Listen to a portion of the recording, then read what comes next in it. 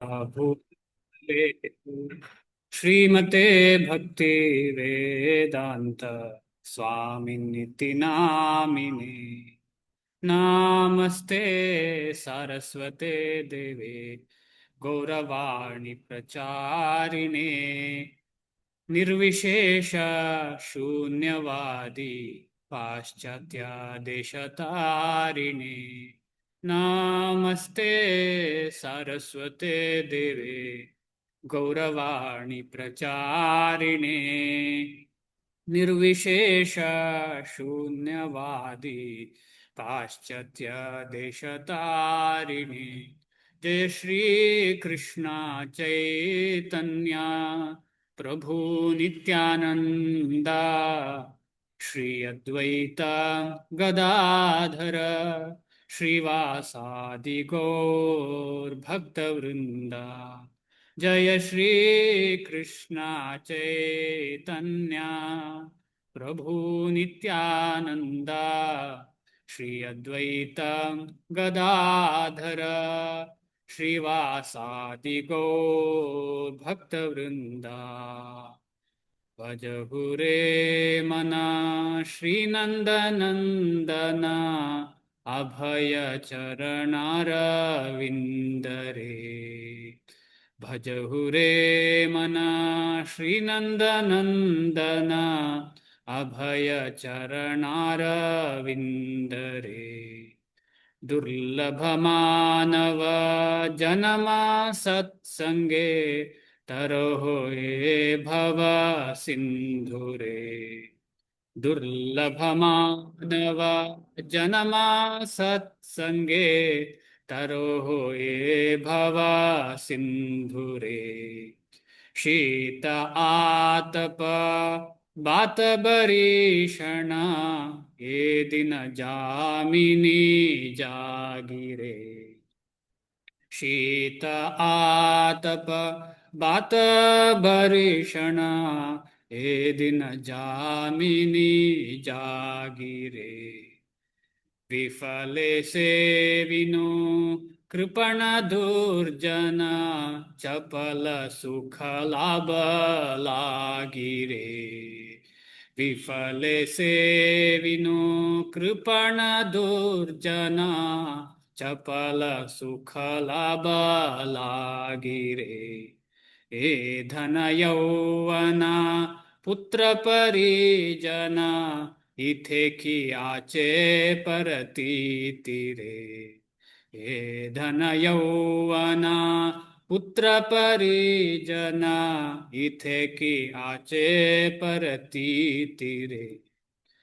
कमल दल जला जीवन टलमला भजहु हरि पद नीति रे।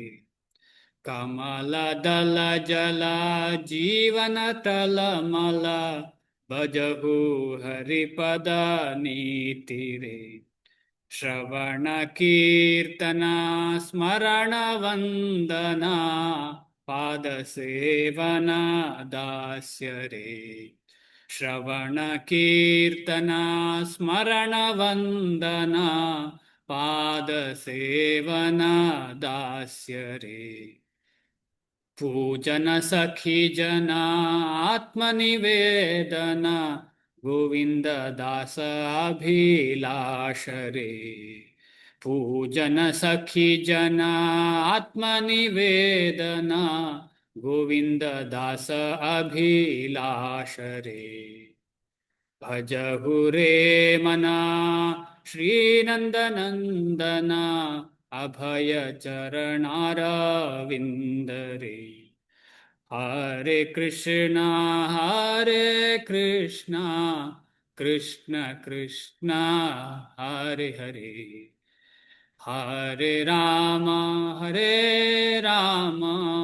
राम राम हरे हरे।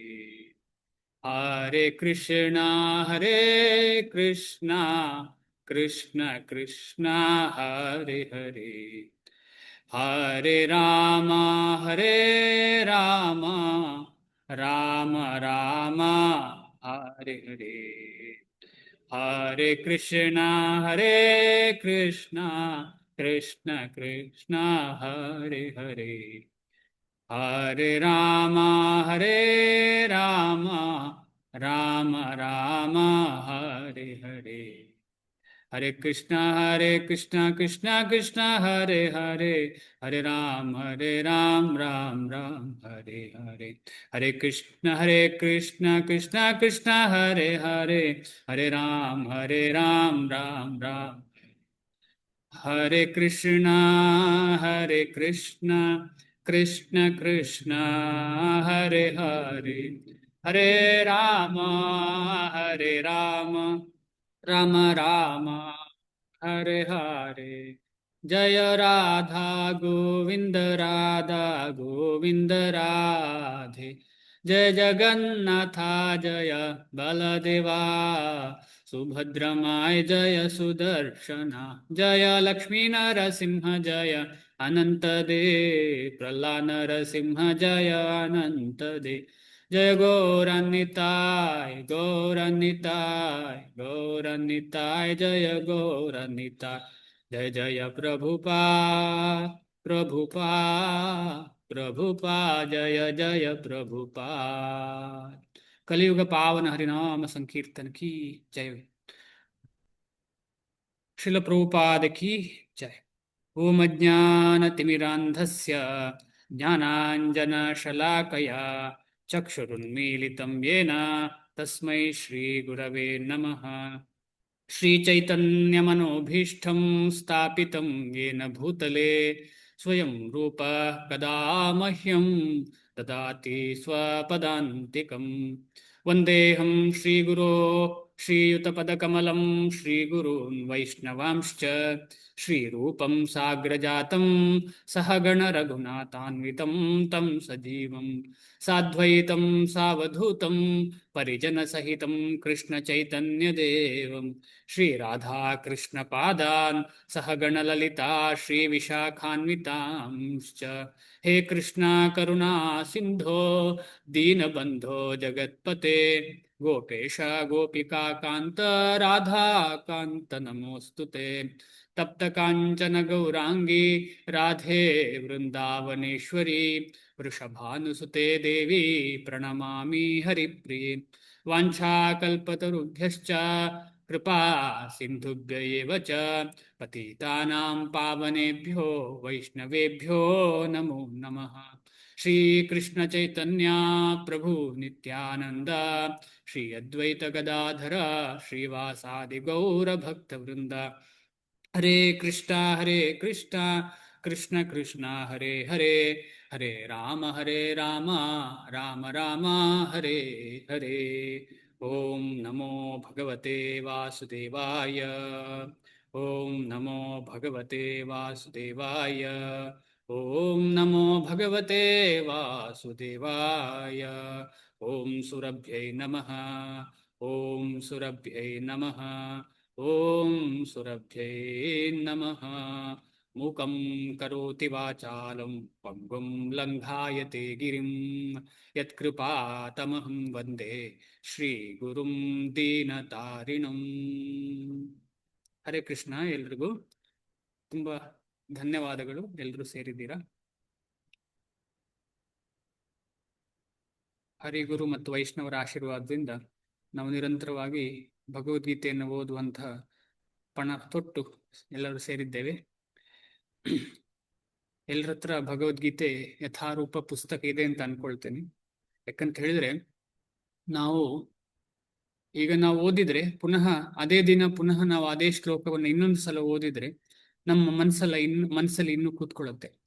ಯಾಕಂದ್ರೆ ಈಗ ನಾವು 1 ಗಂಟೆ ಅಥವಾ 3/4 ಗಂಟೆ ನಾವು ಚರ್ಚೆ ಮಾಡ್ತೇವೆ.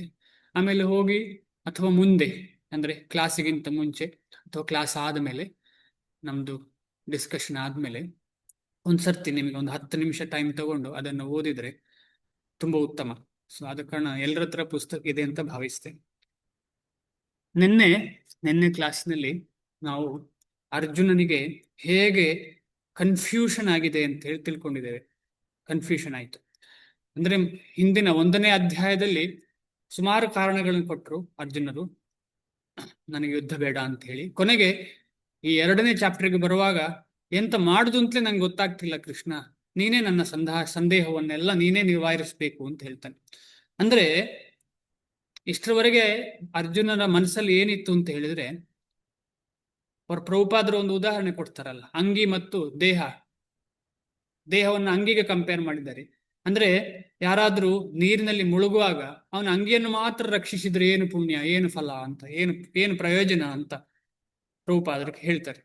ಅಂದ್ರೆ ಯುದ್ಧ ಮಾಡುವುದಿಲ್ಲ ಅಂತ ಹೇಳಿದ್ರೆ ಆ ಅಂಗಿಯನ್ನು ರಕ್ಷಿಸುವ ಚಿಂತನೆ, ಅಂದ್ರೆ ಆ ರೀತಿಯ ಚಿಂತನೆ ಅರ್ಜುನಲ್ಲಿ ಇದೆ. ಅದರಿಂದ ಹೊರಗೆ ಬರಬೇಕು ಅಂತ ಹೇಳೋ ದೃಷ್ಟಿ. ಆದ ಕಾರಣ ಈ ಅಧ್ಯಾಯದಲ್ಲಿ ಅಷ್ಟೆಲ್ಲ ಕನ್ಫ್ಯೂಷನ್ ಇರುವ ಅರ್ಜುನನಿಗೆ ಏನಾಯ್ತು ಅಂತ ಹೇಳಿದ್ರೆ, ಕೊನೆಗೆ ನನಗೆ ಏನೂ ಗೊತ್ತಿಲ್ಲ ಭಗವಂತ, ನನಗೆ ನೀನೇ ದಾರಿ ತೋರಿಸ್ಬೇಕು ಅಂತ ಹೇಳಿ ಫ್ರೆಂಡ್ ಆಗಿದ್ದ ಭಗವಂತ, ಗೆಳೆಯನಾಗಿದ್ದ, ಈಗ ಭಗವಂತನನ್ನ ಗುರುವಾಗಿ ಸ್ವೀಕರಿಸುವಂತಹ ಮಹತ್ತರವಾದ ಶ್ಲೋಕ ಇದು. ತುಂಬಾ ತುಂಬಾ ಇಂಪಾರ್ಟೆಂಟ್ ಶ್ಲೋಕ. ಯಾಕೆಂತ ಹೇಳಿದ್ರೆ ಇದಿಲ್ಲದಿದ್ರೆ ಈ ಭಗವದ್ಗೀತೆಯ ಉಪದೇಶ ಸಿಗ್ತಿರ್ಲಿಲ್ಲ. ಯಾಕಂದ್ರೆ ಫ್ರೆಂಡಲ್ಲಿ ಮಾತಾಡೋದು ಶಿಷ್ಯನಲ್ಲಿ ಮಾತಾಡೋದಕ್ಕೂ ತುಂಬಾ ವ್ಯತ್ಯಾಸ ಉಂಟು. ಫ್ರೆಂಡಲ್ಲಿ ಯಾವತ್ತೂ ನಾವು ಗುರುವನ್ನ ಫ್ರೆಂಡಿನ ದೃಷ್ಟಿಯಿಂದ ನೋಡಬಾರ್ದಂತೆ, ಫ್ರೆಂಡ್ಲಿ ದೃಷ್ಟಿಯಿಂದ ನೋಡಬಾರ್ದು. ಗುರುವಿಗೆ ಸಂಪೂರ್ಣವಾದ ಮಹತ್ತರವಾದ ಸ್ಥಾನ ಇದೆ. ಯಾಕೆಂದ್ರೆ ಅವನು ಭಗವಂತನನ್ನ ನೋಡಿದವ. ಅಂತಹ ಗುರು ಅಂದ್ರೆ ಇಲ್ಲಿ ಸಾಕ್ಷಾತ್ ಭಗವಂತನೇ ಅರ್ಜುನನಿಗೆ ಗುರು ಆಗ್ತಾ ಇದ್ದಾನೆ. ಅಂತಹ ಒಂದು ಮಹತ್ತರವಾದ ಶ್ಲೋಕ ನಾವಿವತ್ತು ಓದ್ಲಿಕ್ಕಿದ್ದೇವೆ. ಖಂಡಿತವಾಗಿ ಏಕಚಿತ್ತದಿಂದ ಪ್ರಭುಪಾದ ಬರೆದಂತಹ ಅನುವಾದ ಮತ್ತು ಭಾವಾರ್ಥವನ್ನು ಚೆನ್ನಾಗಿ ಕಿವಿ ಕೊಟ್ಟು ಕೇಳಲಿಕ್ಕೆ ಪ್ರಯತ್ನ ಪಡಿ.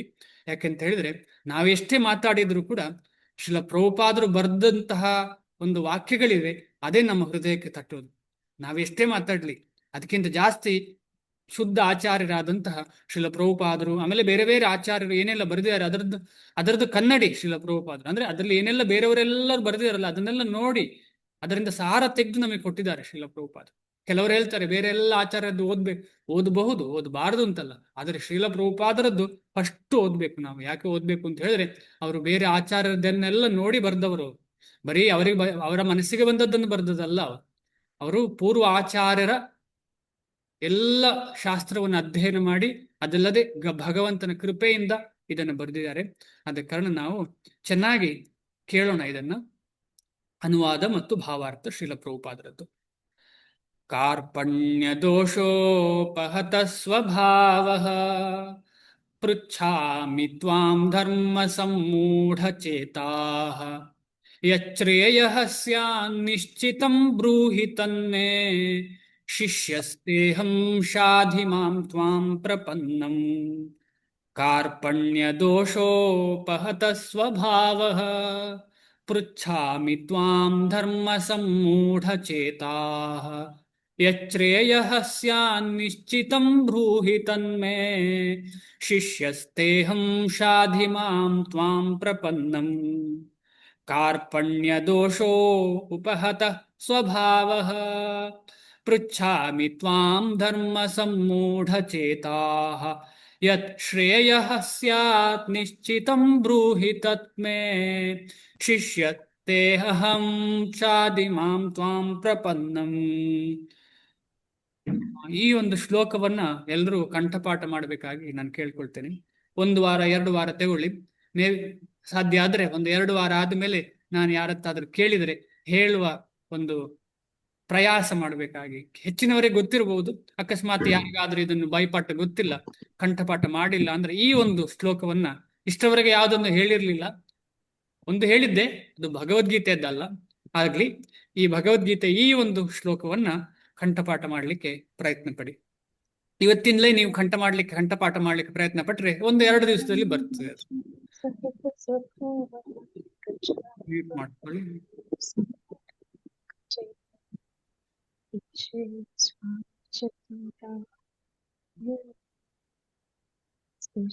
ಕಾರ್ಪಣ್ಯ ದೋಷೋಪಹತ ಸ್ವಭಾವಃ ಪೃಚ್ಛಾಮಿ ತ್ವಾಂ ಧರ್ಮ ಸಮ್ಮೂಢಚೇತಾಃ ಯಚ್ಛ್ರೇಯಃ ಸ್ಯಾನ್ನಿಶ್ಚಿತಂ ಬ್ರೂಹಿ ತನ್ಮೇ ಶಿಷ್ಯಸ್ತೇಹಂ ಶಾಧಿ ಮಾಂ ತ್ವಾಂ ಪ್ರಪನ್ನಂ. ಅನುವಾದ ಮತ್ತು ಭಾವಾರ್ಥ ಶ್ರೀಲ ಪ್ರಭುಪಾದರಿಂದ ಶ್ರೀಲ ಪ್ರಭುಪಾದರಿಗೆ ಜಯವಾಗಲಿ. ಅನುವಾದ: ಕಾರ್ಪಣ್ಯದ ದೌರ್ಬಲ್ಯದಿಂದ ನಾನೀಗ ನನ್ನ ಕರ್ತವ್ಯದ ಬಗ್ಗೆ ಗೊಂದಲದಲ್ಲಿದ್ದೇನೆ. ಚಿತ್ತ ಸ್ವಾಸ್ಥ್ಯವನ್ನು ಸಂಪೂರ್ಣವಾಗಿ ಕಳೆದುಕೊಂಡಿದ್ದೇನೆ. ಇಂತಹ ಸ್ಥಿತಿಯಲ್ಲಿ ನನಗೆ ಯಾವುದು ಶ್ರೇಯಸ್ಕರ ಎಂದು ನಿಶ್ಚಯವಾಗಿ ಹೇಳು. ನಾನೀಗ ನಿನ್ನ ಶಿಷ್ಯ ಮತ್ತು ನಿನಗೆ ಶರಣಾಗತನಾದ ಆತ್ಮ. ದಯವಿಟ್ಟು ನನಗೆ ಮಾರ್ಗದರ್ಶನ ಮಾಡು ಅಂತ ಹೇಳಿ ಅರ್ಜುನ ಕೃಷ್ಣನಲ್ಲಿ ಕೇಳ್ಕೊಳ್ತಾ ಇದ್ದಾನೆ. ಕಾರ್ಪಣ್ಯದ ದೌರ್ಬಲ್ಯದಿಂದ ನಾನೀಗ ನನ್ನ ಕರ್ತವ್ಯದ ಬಗ್ಗೆ ಗೊಂದಲನಲ್ಲಿದ್ದೇನೆ. ಯಾರು? ನಾನು ಅಂದ್ರೆ ಅರ್ಜುನನಿಗೆ ನಮಗೆಲ್ಲ ತೋರಿಸ್ಕೊಳ್ತಾ ಇದ್ದು. ಅಂದ್ರೆ ನಮಗೆಲ್ಲರಿಗೂ ಈ ಕಾರ್ಪಣ್ಯ, ಕೃಪಣತೆ ಉಂಟು, ಆ ದೌರ್ಬಲ್ಯತೆ ಉಂಟು. ನಮಗೆ ಏನು ಮಾಡಬೇಕು, ಏನು ಮಾಡಬಾರದು ಅಂತ ಗೊತ್ತಿಲ್ಲ. ಆ ಗೊಂದಲ ನಮ್ಮಲ್ಲೆಲ್ಲ ಇದೆ. ಅದರಿಂದಾಗಿ ಏನಾಗ್ತಾ ಇದೆ, ಪ್ರತಿ ಕ್ಷಣ ಪ್ರತಿದಿನ ನಮಗೆ ಚಂಚಲತೆ ಮನಸ್ಸಿನಲ್ಲಿ, ಚಿತ್ತ ಸ್ವಾಸ್ಥ್ಯವೇ ಇಲ್ಲ. ಇಂತಹ ಸ್ಥಿತಿಯಲ್ಲಿ ಏನು ಆಡಬೇಕು ನಾವು ಅಂತ ಹೇಳಿದ್ರೆ, ಭಗವಂತನಿಗೆ ಅಥವಾ ಭಗವಂತನ ಅನುಯಾಯಿಯಾದ ವೈಷ್ಣವರು ಮತ್ತು ಗುರುವಿಗೆ ಸಂಪೂರ್ಣವಾಗಿ ಶರಣಾಗ್ರೆ ಮುಂದೆ ನಮಗೆ ಆಧ್ಯಾತ್ಮಿಕ ಜ್ಞಾನ ಸಿಗ್ತದೆ ಅಂತ ಹೇಳಿ ಈ ಒಂದು ಶ್ಲೋಕವನ್ನ ಅರ್ಥ ಮಾಡ್ಕೊಳ್ಬಹುದು. ಭಾವಾರ್ಥ: ಭೌತಿಕ ಚಟುವಟಿಕೆಗಳ ಸಂಪೂರ್ಣ ವ್ಯವಸ್ಥೆಯು ಪ್ರಕೃತಿಯ ರೀತಿಯಲ್ಲೇ ಎಲ್ಲರಿಗೂ ಗೊಂದಲವನ್ನುಂಟು ಮಾಡುತ್ತದೆ. ಅಂದ್ರೆ ಭೌತಿಕ ಚಟುವಟಿಕೆಗಳು, ಭಗವಂತನ ಸೃಷ್ಟಿಯಾದ ಈ ಭೌತಿಕ ಪ್ರಪಂಚದ ಚಟುವಟಿಕೆಗಳು ನಮ್ಗೆ ಅಷ್ಟು ಸುಲಭವಾಗಿ ಅರ್ಥವಾಗುವುದಿಲ್ಲ, ಸಂಪೂರ್ಣವಾಗಿ ನಮಗೆ ಗೊಂದಲವೇ. ಯಾಕೆಂತ ಹೇಳಿದ್ರೆ ನಮ್ಮ ಒಂದು ಮನಸ್ಸಿಗೆ ಅಥವಾ ನಮ್ಮ ಒಂದು ಜ್ಞಾನಕ್ಕೆ ಒಂದು ಮಿತಿ ಇದೆ, ನಮ್ಮ ಒಂದು ಇಂಟೆಲಿಜೆನ್ಸಿಗೆ ಒಂದು ಮಿತಿ ಇದೆ.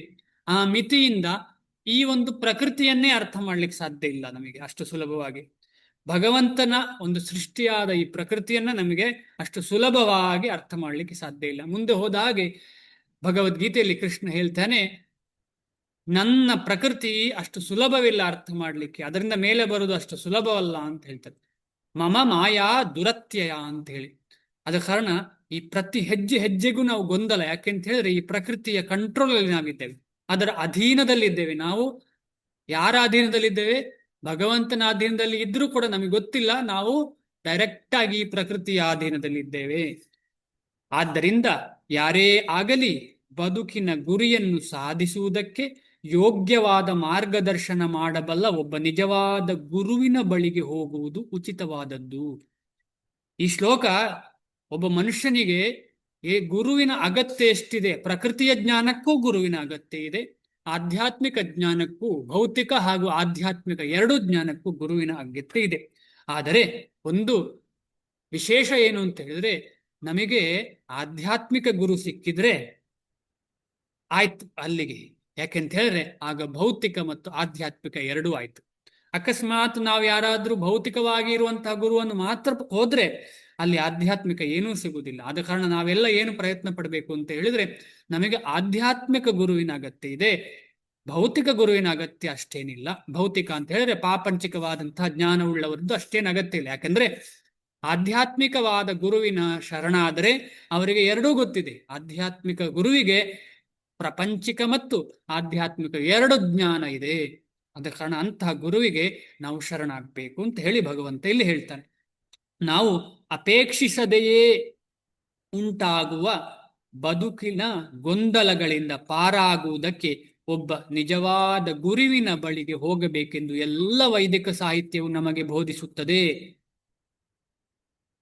ಎಲ್ಲ ವೇದಿಕ ಸಾಹಿತ್ಯ ಮುಂದೆ ಬರ್ತದೆ ಹೇಗೆ ಅಂತ ಹೇಳಿ. ಅದು ಅಂದ್ರೆ ನಮಗೆ ಮುಂದೆ ಏನು ಮಾಡಬೇಕು ಅಂತಲೇ ಗೊತ್ತಿಲ್ಲ, ಭೌತಿಕವಾಗಿರ್ಲಿ ಆಧ್ಯಾತ್ಮಿಕವಾಗ್ಲಿ ಏನು ಗೊತ್ತಿಲ್ಲ ನಮಗೆ, ಸಂಪೂರ್ಣ ಗೊಂದಲ. ಆ ಗೊಂದಲದ ಸ್ಥಿತಿಯಲ್ಲಿ ನಮಗೆ ಗುರುವಿನ ಮಾರ್ಗದರ್ಶನ ಇಲ್ಲದಿದ್ರೆ ಏನಾಗ್ತದೆ ಅಂತ ಹೇಳಿದ್ರೆ ಎಲ್ಲೆಲ್ಲೋ ಹೋಗ್ತೇವೆ. ಈಗ ಕಾಡಿನಲ್ಲಿ ನಡೀತಾ ಇರುವಾಗ ಯಾರೋದ್ರೊಬ್ರು ನೋಡಿ ಇಲ್ಲಿದೆ ರಸ್ತೆ, ನಮ್ ಜೊತೆ ಬಂದಿಂತ ಕರ್ಕೊಂಡು ಹೋದ್ರೆ ಎಷ್ಟು ಸುಲಭ. ಇಲ್ಲ, ನಮಗೆ ಆ ರಸ್ತೆ ಗೊತ್ತಿಲ್ಲ, ಏನು ಅಂತಲೇ ಗೊತ್ತಿಲ್ಲ. ಆಗ ಇಡೀ ನಾವು ಕಾಡಿನಲ್ಲೇ ಕಳೆದುಕೊಂಡು ನಮ್ಮನ್ನು ನಾವು ಏನಾಗ್ತೇವೆ, ನಾವು ಮೃಗಗಳ ಪಾಲಾಗ್ತೇವೆ. ಅದೇ ರೀತಿಯಲ್ಲಿ ನಮಗೆ ಇಲ್ಲಿ ಮನುಷ್ಯ ಜನ್ಮ ಸಿಕ್ಕಿದ ಮೇಲೆ ನಮಗೊಂದು ಗುರು ಸಿಕ್ಕಿಲ್ಲ ಅಂತ ಹೇಳಿದ್ರೆ ಒಂದು ಸರಿಯಾದ ದಿಕ್ಕು ಸಿಗದೆ ಹಾಗೆ ಆಗ್ತದೆ.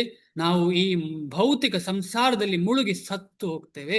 ಆ ಸತ್ತು ಹೋಗುವಾಗ ಏನಾಗ್ತದೆ, ಪುನಃ ಪುನಃ ಪುನಃ ಪುನಃ ಇಲ್ಲಿಗೆ ಬರುವಂತಹ ಸ್ಥಿತಿ ಏರ್ಪಾಟಾಗ್ತದೆ.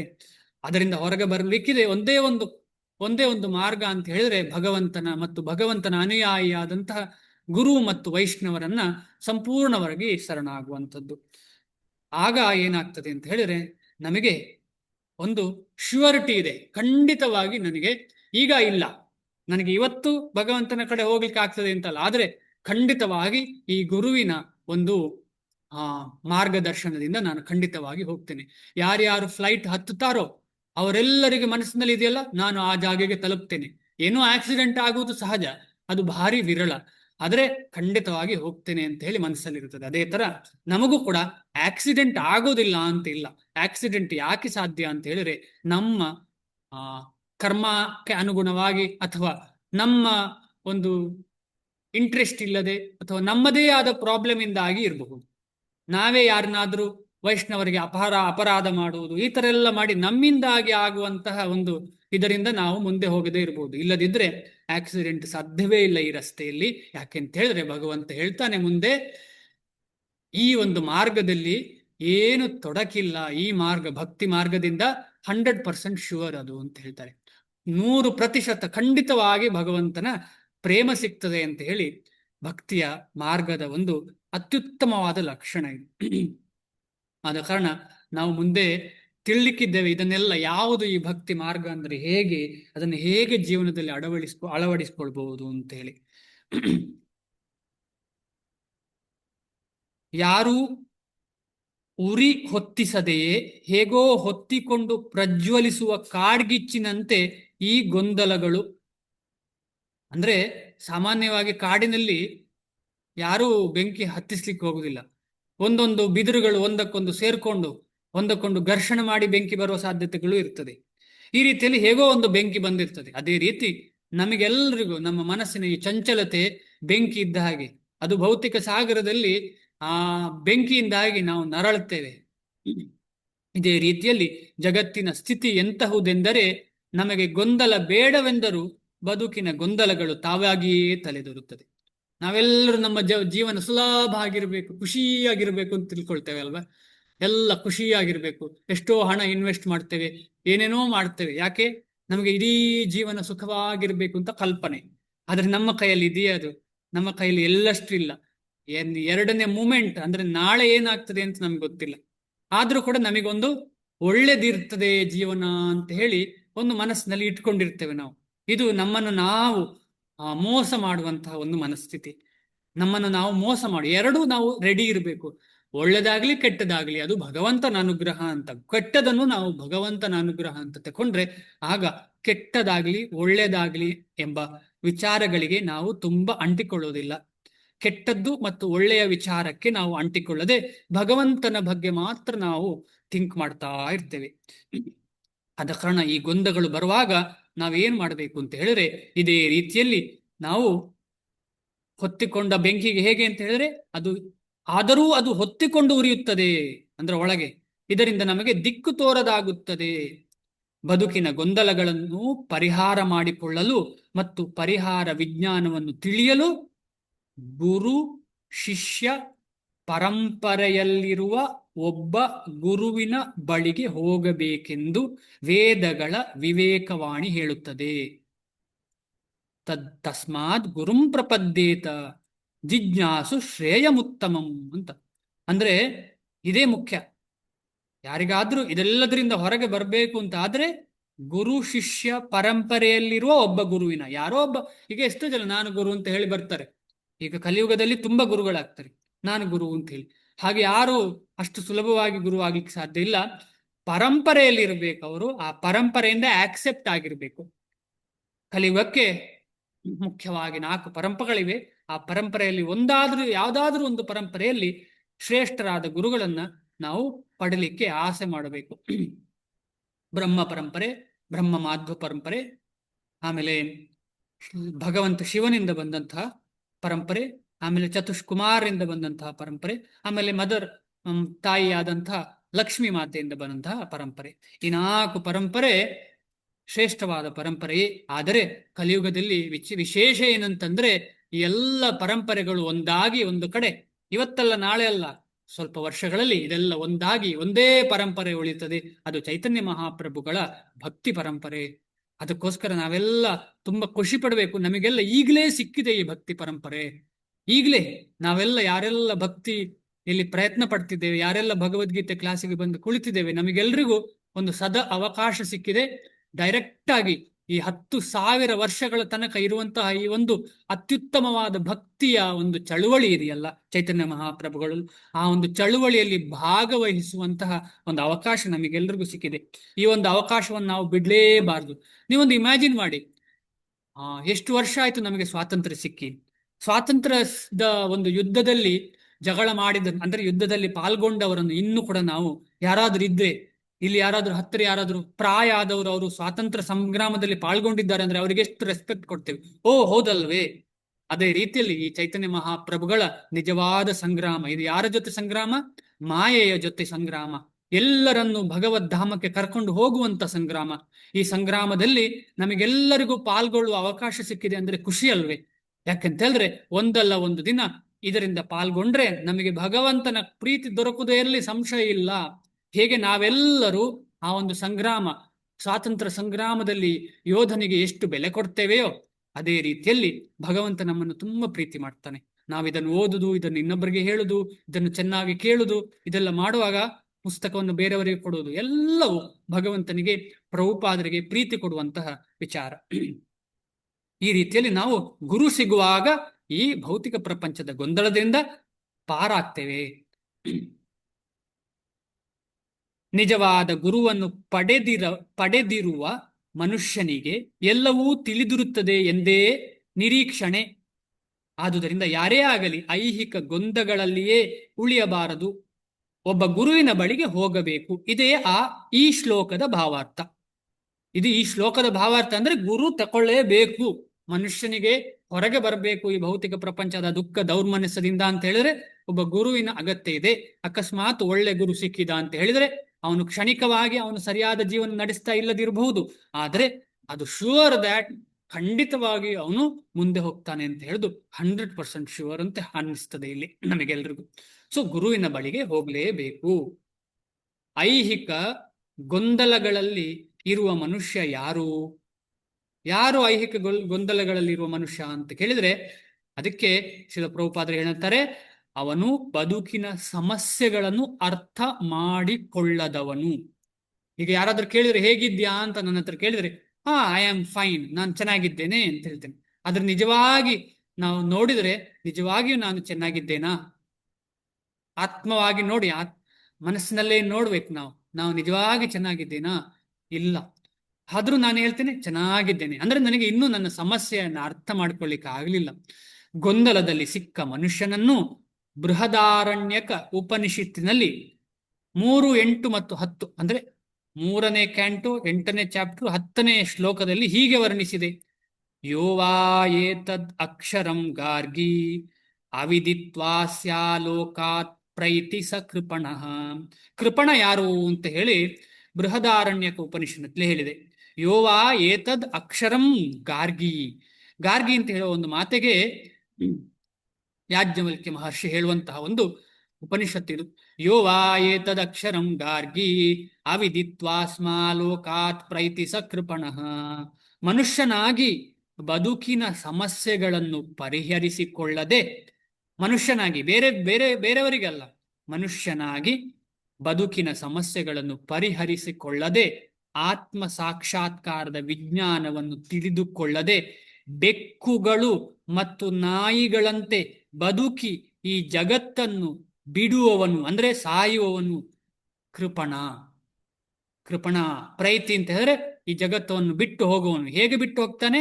ಬದುಕಿನ ಇಂಪಾರ್ಟೆನ್ಸೇ ಗೊತ್ತಿಲ್ಲ. ಯಾಕೆ ನಮಗೆ ಮನುಷ್ಯ ಜನ್ಮ ಸಿಕ್ಕಿದೆ, ಈ ಜನ್ಮ ಸಿಕ್ಕಿದಂತಹ ಮನುಷ್ಯ ಜನ್ಮವನ್ನು ಹೇಗೆ ಸದುಪಯೋಗ ಪಡಿಸಿಕೊಳ್ಳುವುದು ಅಂತ ಗೊತ್ತಿಲ್ಲದೆ ಯಾರು ಸಾಯ್ತಾರೋ ಅವನನ್ನ ಕೃಪಣ ಅಂತ ಹೇಳ್ತಾರೆ. ಅವರು ಹೇಗೆ ಸಾಯ್ತಾರೆ ಅಂತ ಹೇಳಿದ್ರೆ ಬೇರೆ ಜೀವಿಗಳ ಹಾಗೆ, ಮರವಾಗಲಿ, ಬೆಕ್ಕಾಗಲಿ, ಎಮ್ಮೆ ಆಗಲಿ, ಇಂತಹ ಪ್ರಾಣಿಗಳು ಹೇಗೆ ಜೀವನ ಮಾಡಿ ತನ್ನ ಜೀವವನ್ನು ಬಿಡ್ತದೆಯೋ ಅದೇ ರೀತಿ ನಮ್ದಾಗ್ತದೆ ಅಂತ ಹೇಳಿ ಈ ಒಂದು ಉಪನಿಷತ್ತು ಹೇಳ್ತದೆ. ಅದಕ್ಕೋಸ್ಕರ ಆ ಧರ್ಮವನ್ನ ನಾವು ಅರ್ಥ ಮಾಡ್ಕೊಳ್ಬೇಕು. ಆ ಧರ್ಮ ಏನು ಅಂತ ಹೇಳಿದ್ರೆ ಆ ಧರ್ಮ ಮನುಷ್ಯನಿಗೂ ಪ್ರಾಣಿಗೂ ಇರುವಂತಹ ವ್ಯತ್ಯಾಸ, ಮನುಷ್ಯನಿಗೂ ಪ್ರಾಣಿಗೂ ಇರುವಂತಹ ವ್ಯತ್ಯಾಸ. ಇದಕ್ಕೊಂದು ಶ್ಲೋಕ ಇದೆ, ಯಾರಿಗಾದ್ರೂ ಆ ಶ್ಲೋಕ ಗೊತ್ತಾ? ಮನುಷ್ಯನಿಗೂ ಜೀ ಮನುಷ್ಯನಿಗೂ ಬೇರೆ ಜೀವಿಗಳಿಗೂ ಇರುವ ವ್ಯತ್ಯಾಸ ಯಾರಿಗಾರು ಗೊತ್ತಿದ್ರೆ ಕೈ ಎತ್ತಿ.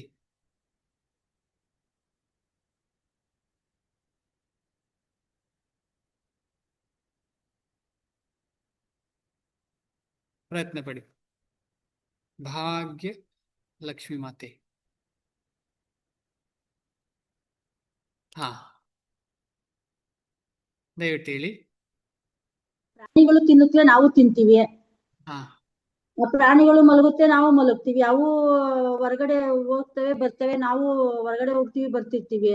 ಬಟ್ ಇನ್ನೊಂದು ಏನಂದ್ರೆ ಪ್ರಾಣಿಗಳು ಬುದ್ಧಿ ಇಲ್ಲ. ಅಂದ್ರೆ ಅವು ಓದೋದು ಮಾಡೋದು ಮಾಡಲ್ಲ. ನಾವು ಓದ್ತೀವಿ ಮತ್ತೆ ಭಕ್ತಿ ಬಗ್ಗೆ ತಿಳ್ಕೊಂತೀವಿ, ಅವು ಪ್ರಾಣಿಗಳು ತಿಳ್ಕೊಳಲ್ಲ. ಅದೇ ವ್ಯತ್ಯಾಸ.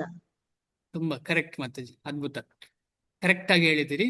ಮನುಷ್ಯರಿಗೂ ಅಂದ್ರೆ ಈ ದೇಹ ಸಿಕ್ಕಿದ ಮಾನವನಿಗೂ ಆಮೇಲೆ ಈ ದೇಹ ಸಿಗದ ಬೇರೆ ಜೀವಿಗಳಿಗಿರುವ ವ್ಯತ್ಯಾಸ ಏನು ಅಂತ ಹೇಳಿದ್ರೆ, ಆಹಾರ, ನಿದ್ರಾ, ಭಯ, ಮೈಥುನ, ಈ 4 ಎರಡು ಮಾಡ್ತವೆ.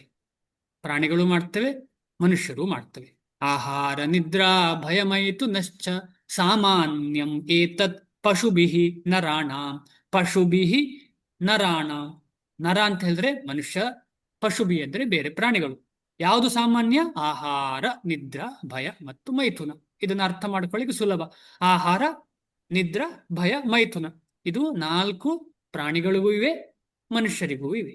ಆದ್ರೆ ಏನು ವ್ಯತ್ಯಾಸ ಅಂತ ಹೇಳಿದ್ರೆ, ಧರ್ಮೋ ಹಿ ಹೇಷೋ ಅಧಿಕೋ ವಿಶೇಷೋ. ಧರ್ಮವನ್ನ ಒಂದು ಪಾಲನೆ ಮಾಡುವಂತಹ ಒಂದು ಅವಕಾಶ ಯಾರಿಗೆ ಅಂತ ಹೇಳಿದ್ರೆ ಮನುಷ್ಯನಿಗೆ. ಅದೇ ಒಂದು ಸ್ಪೆಷಲ್ ವಿಶೇಷ. ಧರ್ಮೇಣ ಹೀನಃ. ಆದ್ರೆ ಆ ವಿಶೇಷವನ್ನು ತಕೊಳ್ಳದೆ ಬದುಕಿನಲ್ಲಿ ಧರ್ಮವನ್ನು ಫಾಲೋ ಮಾಡದಿದ್ರೆ, ಅನುಸರಿಸದಿದ್ರೆ ಏನಾಗ್ತದೆ? ಧರ್ಮೇಣ ಹೀನಃ ಪಶುಭಿ ಸಮಾನಃ. ಧರ್ಮಹೀನನಾದವನು ಪಶುವಿಗೆ ಸಮಾನನಾಗ್ತಾನೆ ಅಂತ ಹೇಳ್ತಾರೆ. ಆದ ಕಾರಣ ಆ ಧರ್ಮ ಏನು ಅಂತ ಹೇಳಿದ್ರೆ ಭಗವಂತನನ್ನ ತಿಳಿಲಿಕ್ಕೆ ಪ್ರಯತ್ನ ಪಡುವುದೇ ಮುಖ್ಯವಾದ ಧರ್ಮ. ಆ ಧರ್ಮಕ್ಕೆ ಚೈತನ್ಯ ಮಹಾಪ್ರಭು ಹೇಳ್ತಾರೆ, ಜೀವೇರ ಸ್ವರೂಪ ಹಾಯ್ ಕೃಷ್ಣೇರ ನಿತ್ಯ ದಾಸ. ಭಗವಂತನ ನಾನು ನಿತ್ಯ ದಾಸ ಅಂತ ಹೇಳಿ ಗೊತ್ತು ಮಾಡುವಂಥದ್ದೇ ಒಂದು ನಿಜವಾದ ಧರ್ಮ.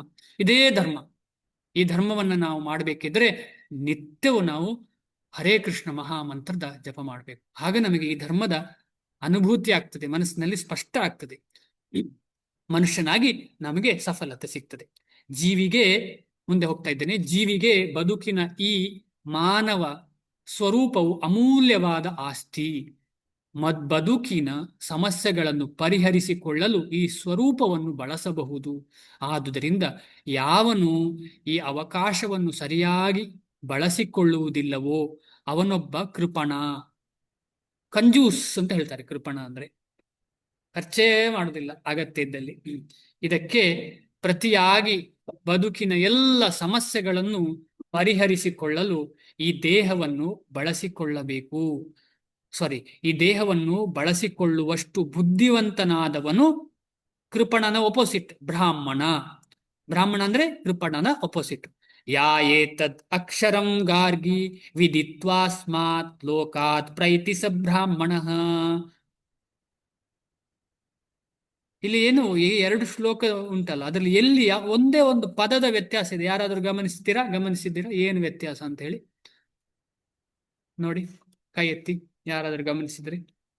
ಈ 2 ಶ್ಲೋಕದಲ್ಲಿ ನೋಡಿದ್ರೆ 2 ಒಂದೇ ತರ ಕಾಣ್ತಾ ಇದೆಯಲ್ಲ. ಏನಾದ್ರೂ ವ್ಯತ್ಯಾಸ ಗಮನಿಸಿದ್ದೀರಾ? ಈ 2 ಶ್ಲೋಕಗಳದ್ದು ಬೃಹದಾರಣ್ಯಕ ಉಪನಿಷತ್ನಿಂದ. ಹಾ, ಹೇಳಿ ಮಾತಾಡಿ.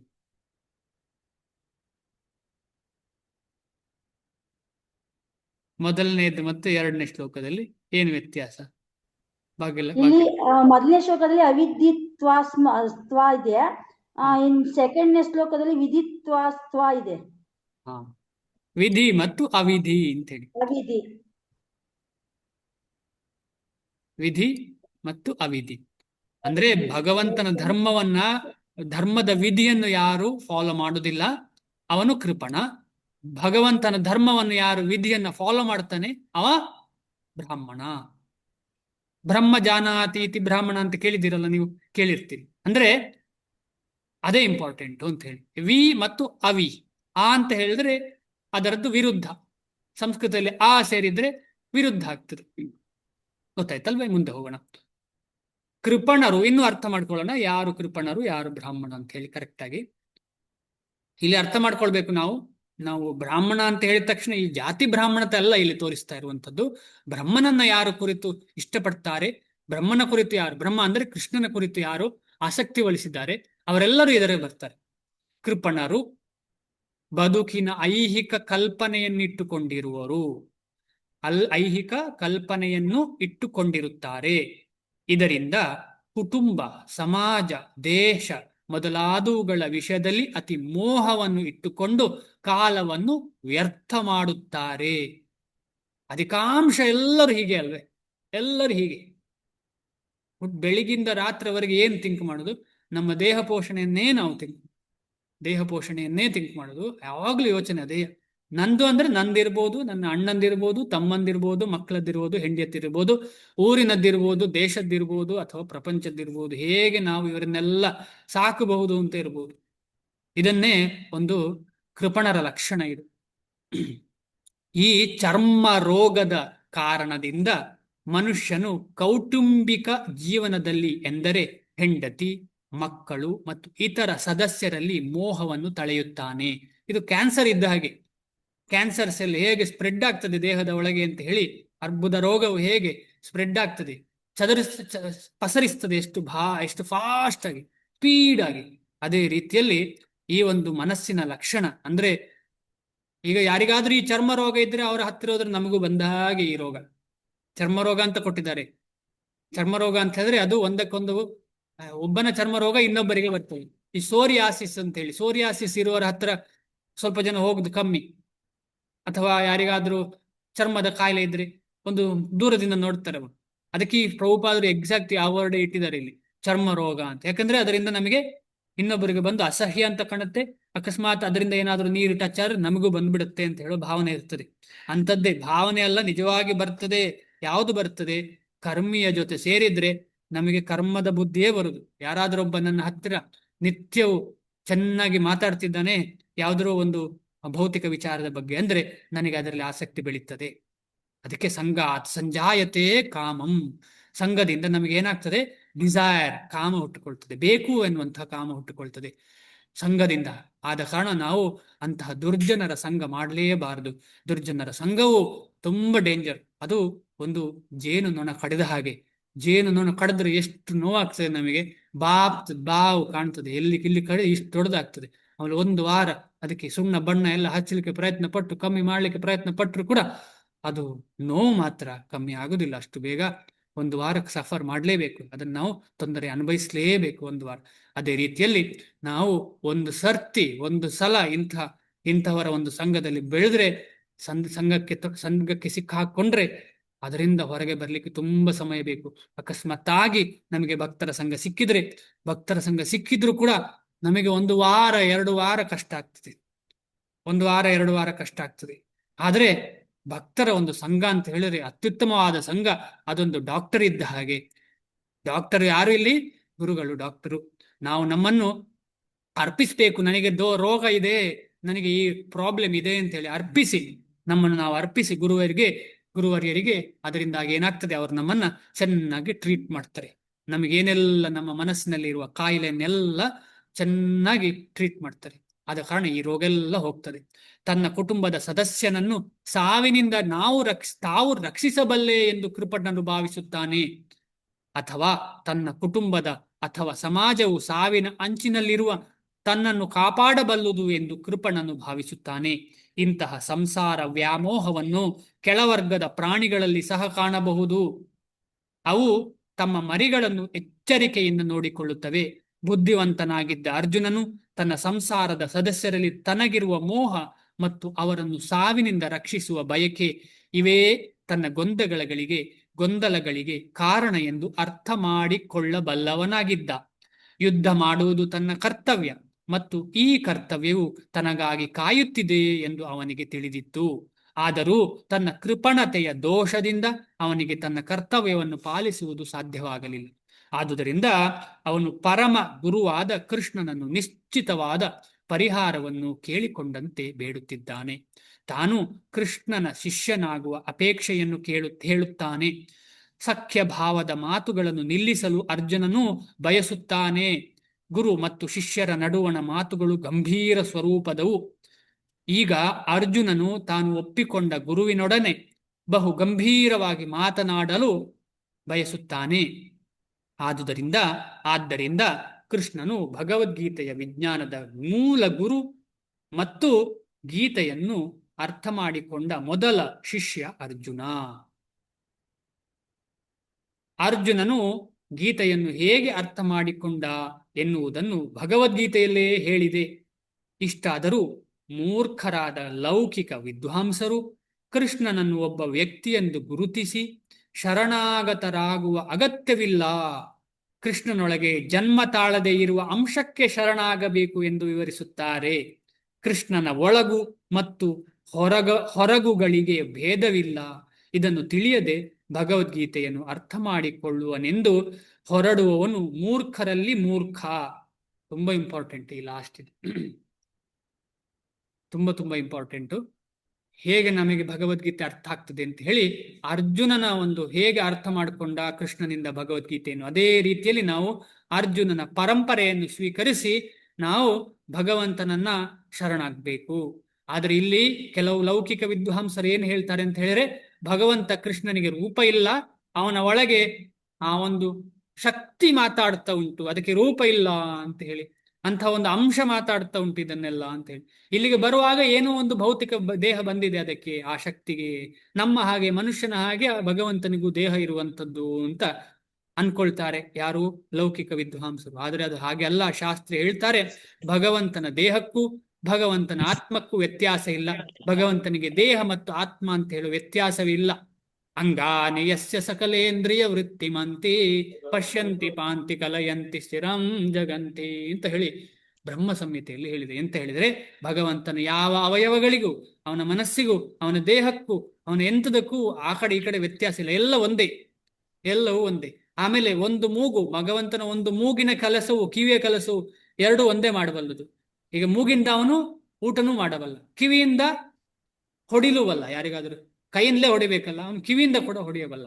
ಅಂಗಾನಿ ಯಸ್ಯ ಸಕಲೇಂದ್ರಿಯ ವೃತ್ತಿ, ಒಂದು ಅಂಗ ಎಲ್ಲ ವೃತ್ತಿಯನ್ನು ಮಾಡ್ತದೆ. ಅದು ಭಗವಂತನ ಒಂದು ಅಂಗ ಎಲ್ಲ ವೃತ್ತಿಯನ್ನು ಮಾಡುವಂತ ಶಕ್ತಿ ಉಳ್ಳದ್ದು.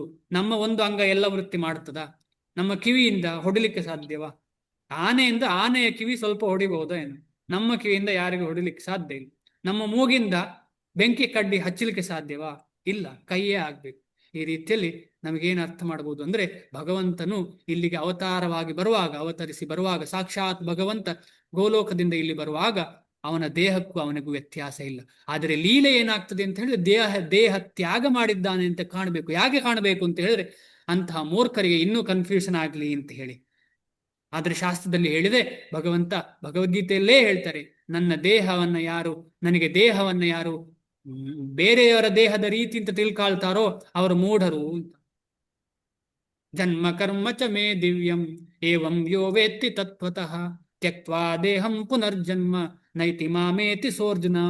ಯಾರು ನನ್ನ ಜನ್ಮ ಕರ್ಮ ಮತ್ತು ಎಲ್ಲ ವಿಚಾರಗಳನ್ನು ದಿವ್ಯವಾಗಿ ತಿಳ್ಕೊಂಡಿದ್ದಾರೋ ಅವನಿಗೆ ಭಗವಂತ ಕೃಷ್ಣನ ಜ್ಞಾನ ಸಿಗ್ತದೆ, ಅವನು ವಾಪಸ್ ಇಲ್ಲಿ ಬರಬೇಕಾಗಿಲ್ಲ. ಮುಂದೆ ಹೋಗೋಣ. ನಹಿ ಪ್ರಪಶ್ಯಾಮಿ ಮಮಾಪನುದ್ಯಾದ್ ಯಚ್ಚೋಕ ಮುಚ್ಚೋಷಣಮಿಂದ್ರಿಯಾಣ ಅವಾಪ್ಯ